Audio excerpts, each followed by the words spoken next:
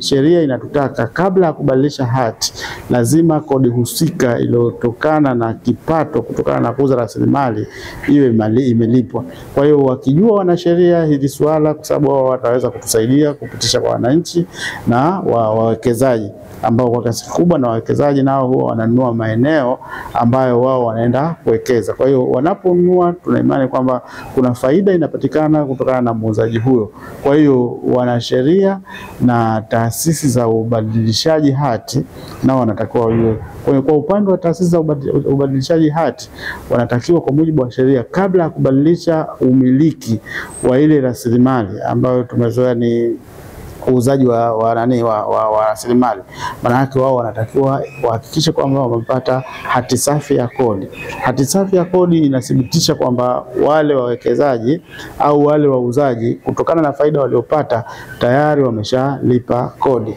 Kwa hiyo tumeamua kuwaita kwa makusudi mazima wanasheria, mamlaka za ubadilishaji hati na taasisi za kodi na washauri wa mambo ya kodi, ili kwa pamoja tuwe na uelewa pamoja kuhakikisha tunafanikisha swala hili, ili kuwezesha serikali yetu kupata mapato na hatimaye kutoa huduma za kijamii kwa uwezo ambao wanastahili kama nchi.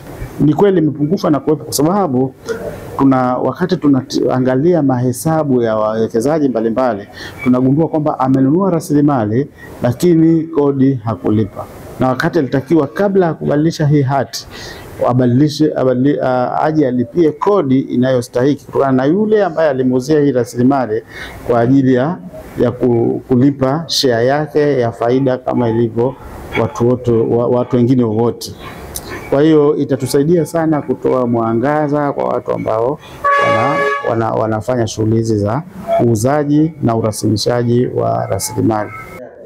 Naitwa wakili Neema Alex Mlangali, wakili wa Mahakama Kuu ya Zanzibar katika ofisi ya Justice for All hapa Zanzibar.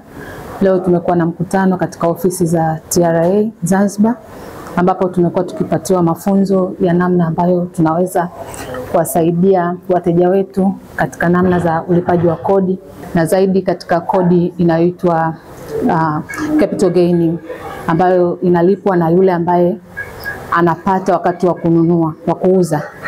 Kwa wauzaji wetu, kwa mfano labda mtu anamiliki eneo, mali ya shamba, anataka kuiuza, wakati anauza kiwango cha pesa kinachopatikana kikubwa kinatakiwa kilipiwe kodi. Kwa hiyo sisi kama mawakili ambao huwa tunasimamia mikataba ya mauziano kati ya mteja na mnunuzi, tunafaa kuwaelekeza wale wauzaji namna ambavyo wanatakiwa kulipa zile kodi zao, ili baadaye tunapokuja kufanya transfer au haulishaji wa zile mali kutoka kwa mnunuzi kwenda kwa muuzaji kwenda kwa mnunuzi, basiwe na shida kwa mamlaka ya ardhi, na badala yake yule muuzaji anatakiwa kuwa na hii elimu kwamba anatakiwa kulipa kodi kulingana na kiwango cha pesa ambazo amepokea. Kwa hiyo mtu yote ambaye anafanya biashara na amepokea kiwango cha pesa, basi anatakiwa kulipia kodi. Na elimu hii ikiwaingia wananchi, wataelewa kwamba sio kitu ambacho ni cha kushurutishwa, kwa maana kila mapato lazima yalipiwe kodi, kama vile ambavyo